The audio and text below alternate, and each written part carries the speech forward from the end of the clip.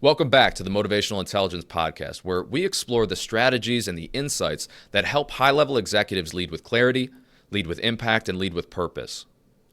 Now, today we're diving into a really crucial topic for senior leaders, which is crystallizing team goals. So how do you ensure that your organization's vision translates into actionable team objectives? How can you align multiple teams towards a common purpose while giving them the autonomy they need to excel? Now, by the end of this episode, you'll have a framework for developing clear, strategic goals that drive organizational performance. So we're going to explore how to navigate challenges like resource constraints, competing priorities, and misalignment at the leadership level. This is the Motivational Intelligence Podcast, the premier resource for top executives looking to create extraordinary results, both at home and at work. Now, with the insights drawn from our work with 40% of the Fortune 500, we deliver proven strategies to help you think more strategically, lead more effectively, and inspire more people. I'm your host, Sean Johnson, and as a coach with our Global Top 20 training firm, we've worked with some of the most successful leaders in the world. And I've seen firsthand how strategic goal setting transforms not just teams, but entire organizations. So today, I'm sharing the principles that high-performing companies use to crystallize goals and scale success. Now, crystallizing team goals is really a leadership superpower, but it can also be your leadership kryptonite, which, if you feel like your goals aren't driving the results that you want or you need, is likely the case. So before we dive in, if you want personalized help to align your teams and drive impact, go ahead and start a free trial of our executive coaching service today at joinmojo.com/trial. With your free trial, you'll get unlimited coaching tools, 2 live coaching sessions, and a personalized leadership roadmap. So this is your opportunity to access 14 days of world-class executive coaching for free. No payment, no obligation. So start your free trial today at joinmojo.com/trial. And the more I studied it, the more I began to see that that was the overwhelming commonality of the most successful people that I ever met. And just the empowerment of the conversations, how it just really motivates you. You don't come across people that impact you that way. Because a lot of people could say to me, oh yeah, no, I get it. But yet they really don't get it. This, if you really lean into it, can be life-changing. Mojos is part of our DNA and what we do during team meetings. And I just looked at Randy like, oh my God. I feel like that's made a lot of impact in my direct report's life because they're not afraid to talk to me. But I started to see what this gentleman said in the podcast. And I was like, it was just kind of surreal because it was almost like he foreshadowed what I was going to be up against that week. They would come in every week and ask me, Paul, how far would you like to get? That's when I told them 105%. And they laughed and I said, no, 105% is where I'm going to be. I think that concept is one that everybody can buy into, and saying that I can improve 1% from yesterday. An unstoppable state of mind that enables you and I to achieve everything that we want out of our professional and our personal life. Now, before we dive into the step-by-step process here, I want to talk about why it's important for high-level executives to crystallize their goals. Now, at the executive level, setting goals isn't just about achieving outcomes.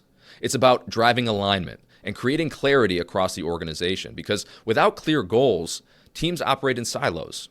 Resources are misallocated and decision-making becomes very reactive. So the key point and the key insight here is that your ability to crystallize goals, this cascades throughout the entire organization when you're a senior leader.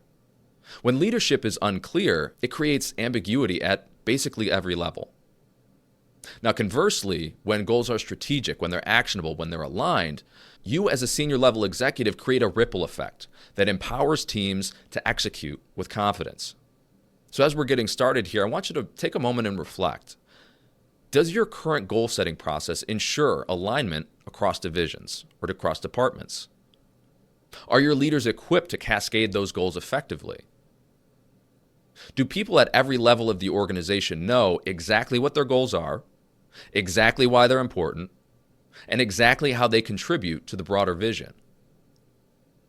Because if they don't, you're leaving millions or even billions of dollars in productivity on the table.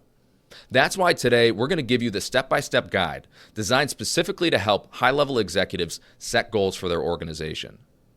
So this is the 8-step executive framework for crystallizing goals. Because at the executive level, again, setting goals isn't just about defining priorities. It's about creating clarity, creating alignment, and creating momentum across the organization. So here's your comprehensive step-by-step framework to crystallize team goals for maximum buy-in and maximum impact. Now, step 1 is to anchor goals in the organizational vision. So your team's goals need to directly support the company's broader mission and broader strategy. And this alignment ensures that every action contributes to the long-term success of the organization. So here's a couple of keys for execution.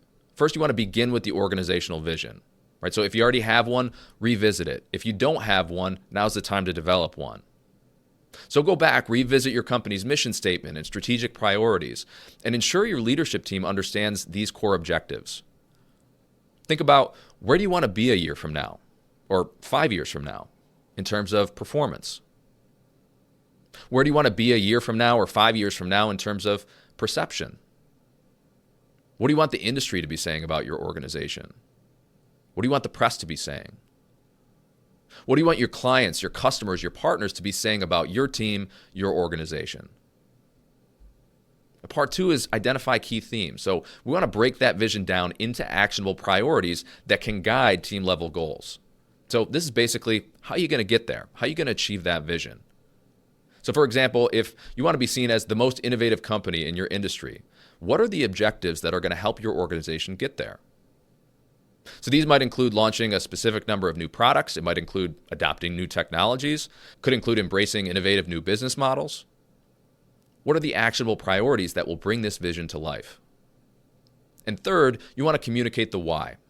So share with your team why these goals and these priorities are so important in the industry, to your customers, to your clients, to the company's larger mission.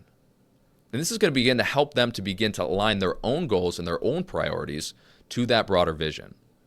So this is what fosters a sense of purpose and a sense of connection to the organization's success. So, for example, if your organization's vision is to lead the industry in sustainability, you're going to want to communicate why you believe that's important and how different teams can contribute. So maybe your marketing team could focus on increasing awareness of eco-friendly products, and your operations team could work on reducing waste in the supply chain. So at your next meeting, you're going to want to ask each department head to articulate how do their goals support the organization's top 3 strategic priorities. Because that's step number 2. Involve leadership teams in goal development. So we don't want goal setting to be a top-down directive. Engaging our leadership teams in this process is what creates alignment, it creates ownership, and it creates a sense of accountability. So to execute at this level, there's a couple of key things that you can do. First is goal setting workshops or discussions. So you want to facilitate some structured sessions with department heads to discuss how their teams can contribute to the organizational vision. You want to use this time to surface potential conflicts or misalignments. You want to do this early. Second, you want to prioritize input. So you want to encourage leaders to share their team's unique strengths, their unique challenges, and their potential contributions, and ensure their inputs are tied to measurable outcomes. And then third, you want to create a unified narrative. So after gathering these inputs, synthesize them into a coherent framework. This is what's going to help teams see how their efforts align with other departments. So for example, during that goal-setting workshop or meeting, your product and marketing teams might have identified a shared objective to increase user retention by 15%. By collaborating early, they're going to align on shared metrics and responsibilities. And they can use, and you want to encourage them to use, frameworks like OKRs, objectives and key results, during these workshops to ensure goals are specific, they're measurable, and they're aligned across teams. Step 3 is to break goals into measurable outcomes. High-level goals are very important, and they're very inspiring, but they're often too broad for effective execution. And that's why breaking them down into measurable components ensures clarity and ensures focus. So at this level, as we're breaking our goals down into measurable outcomes, there's a couple of keys. The first is define your critical success factors. So these are the essential elements that are going to determine success. For example, if your goal is to expand market share, critical success factors might include entering 3 new regions. Once you've identified critical success factors, you're going to want to set key performance indicators, or KPIs. Attach measurable metrics to each critical success factor. So for market expansion, KPIs might include regional revenue growth or customer acquisition numbers. And third, you're going to focus on HPAs. So prioritize the activities that yield the highest return. Not all activities are created equal. So for example, it might be a focus on partnerships in new regions rather than individual outreach. So I'll give you an example. If a company is launching a flagship product, their critical success factors might include ensuring on-time delivery, achieving specific sales targets, or securing press coverage. And the KPIs would measure delivery timelines, they'd measure sales figures, and they'd measure media impressions. So you're going to share these measurable outcomes with your leadership team. And this is really going to be a guiding light for you. You're going to want to revisit these monthly to track progress and recalibrate. So these should be your goalposts on a day-to-day, week-to-week, month-to-month basis. This is how you know whether you're succeeding or not. Now, step 4 is to align personal goals with professional objectives. This is key, and this is how you drive buy-in. So to drive buy-in and engagement, you want to connect organizational goals to the personal aspirations of the team members. Because when people see how achieving company objectives aligns with their own growth, they're more likely to commit to them wholeheartedly. When I know what I do on a day-to-day basis is going to help me get the things that I want, I'm going to be much more bought in. The first step to executing here is to understand their aspirations. What do they want out of their life, out of their career? You're going to want to use one-on-one conversations to learn about each leader's career goals. What skills do they want to develop? What achievements are meaningful to them? And you're going to want to have your leaders do this with their direct reports. Once you understand their aspirations and what they want, now you need to show alignment. So you want to clearly articulate how their contributions to the team goals are going to help them to achieve those personal ambitions. And then third, you'll incorporate individual development plans. These are the things that they want to work on, want to grow with. These are going to include personal growth milestones within their professional responsibilities. So for example, if a marketing leader aspires to build expertise in digital transformation, tie their goal to the company's objective of launching an AI-driven marketing campaign. Highlight how this experience will advance their career, advance their understanding and expertise in digital transformation. And you're going to want to review these on a regular basis. So during quarterly reviews, ask your leaders, ask your direct reports to reflect on how their personal and professional goals are progressing and how they can identify new opportunities for growth and for alignment with the company's objectives. Now, once they're bought in, step 5 is to empower teams with autonomy. Micromanagement, especially with highly capable teams, can often stifle creativity and accountability. So as a high-performing executive, you want to first recruit and develop A-level talent. And then when you have that A-level talent, you want to provide that talent with a clear framework for success and often give them the freedom to decide how they're going to achieve it. Because as executives, we don't always have the best ideas. The best ideas often come from the people who are actually in the trenches, actually dealing with the details on a day-to-day basis. So to empower these teams, you want to first define the North Star goal.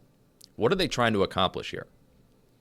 Second, grant them decision-making authority. So trust team leaders to decide the tactics and the methods that best suit their expertise. And third, focus on the outcomes. So track progress through measurable results rather than prescribing how work should be done. At the end of the day, the only thing that matters is, did they get the result? And if they did, great. If not, how can you support them to help them get the result moving forward? So for example, if the goal is to increase customer retention, let your product team decide how to improve the user experience while your customer success team experiments with personalized outreach strategies. So you're going to want to provide autonomy in execution, but you also want to create regular touch points to ensure alignment and maintain accountability. Now, step 6 is to address cross-functional dependencies. So at the executive level, goals often require collaboration across multiple teams or multiple departments. And identifying and addressing these dependencies early prevents bottlenecks and ensures smooth execution. So to execute at this level and address cross-functional dependencies, you want to start to map those dependencies. Identify where do goals intersect across teams. So for example, does the sales team depend on marketing for lead generation? Does product rely on operations for supply chain efficiency? Once you have those dependencies mapped, assign ownership. So clarify which team owns which component of the goal. And then establish escalation protocols so that you can resolve conflicts as they pop up. Third, you want to create communication channels. So facilitate cross-functional meetings or working groups to address those shared goals. So for example, for a product launch, the product, the marketing, and the sales teams might need a shared roadmap to align timelines, to align campaigns, to align sales pitches. And a dedicated launch committee can oversee that collaboration. So leverage project management tools to create transparency here around dependencies and around responsibilities. Step 7 is anticipate challenges and develop solutions. So as you go, challenges are inevitable. But proactive leaders identify potential obstacles and they prepare solutions in advance. This is what makes high-level executives special, their ability to see around corners. So in execution, what you want to do is first conduct a pre-mortem. Ask your leadership team, what could go wrong with this goal and how should we respond if it does? Second is prioritize resilience. So develop contingency plans for your most significant risks. Third is frame challenges as opportunities. So use those challenges as a chance to innovate and refine processes. It's all about perspective. So, for example, if a goal depends on securing additional funding, create a backup plan for how you can reallocate existing resources or scale the goal more incrementally. And step 8 is to monitor progress and adjust course. So goal setting is a very dynamic process, and it requires regular evaluation and adaptation. And by tracking progress and making adjustments, you're going to ensure sustained momentum. So a couple of things you can do here to monitor progress and adjust course. First, establish a dashboard or reporting tool. Use organizational dashboards and reporting to track key metrics and provide visibility across teams. Second, schedule regular reviews. So hold monthly or quarterly leadership meetings to assess the progress and recalibrate as needed. And third, and this is very important, make sure you celebrate the milestones. So you need to recognize and reward teams for hitting major milestones to maintain morale. So for example, if your sales team surpasses their quarterly revenue target, celebrate that achievement in an all-hands meeting and highlight the strategies that contributed to their success. And as you're assessing things, you're going to want to combine data-driven insights with qualitative feedback from team leaders to get a complete picture of progress. As high-level executives, your role isn't just about achieving goals. It's about creating the systems and the culture that enable other people to succeed. And when you crystallize your team's goals effectively, you build clarity and alignment across the organization, you empower your team to drive results, and you scale impact by focusing on the most critical priorities. So as we come to a close here, take a moment to evaluate your current goal-setting process. Are your goals inspiring alignment, or are they creating silos? What can you do this quarter to refine your approach? What adjustments can you make this week to improve alignment and execution? And if upon reflection you realize you want some personalized help to align your teams and drive some impact, again, I encourage you to start a free trial of our executive coaching service today. Because crystallizing team goals is a leadership superpower, but it can also be your leadership kryptonite. And if you feel like your goals aren't driving the results you want or you need, that's likely the case. So with your free trial, you're going to get unlimited coaching tools, 2 live coaching sessions, and a personalized leadership roadmap. So this is your opportunity to access 14 days of world-class executive coaching for free. No payment, no obligation. So start your free trial today at joinmojo.com/trial. Thanks for joining us on this episode of the Motivational Intelligence Podcast.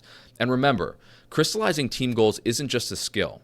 It's a leadership superpower that drives alignment, it drives focus, and ultimately drives extraordinary results. If you found this episode valuable, share it with your network. Please leave us a review.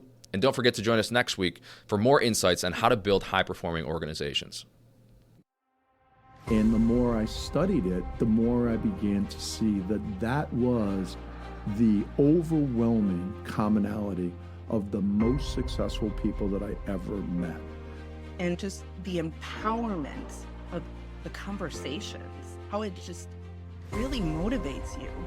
You don't come across people that impact you that way. Because a lot of people could say to me, oh yeah, no, I get it. But yet they really don't get it. This, if you really lean into it, can be life-changing. Mojos is part of our DNA and what we do during team meetings. And I just looked at Randy like, oh my God. I feel like that's made a lot of impact in my direct report's life because they're not afraid to talk to me. But I started to see what this gentleman said in the podcast. And I was like, it was just kind of surreal because it was almost like he foreshadowed what I was going to be up against that point. They would come in every week and ask me, Paul, how far would you like to get? That's when I told them 105%. And they laughed. And I said, no, 105% is where I'm going to be. I think that concept is one that everybody can buy into, and saying that I can improve 1% from yesterday. An unstoppable state of mind that enables you and I to achieve everything that we want out of our professional and our personal life.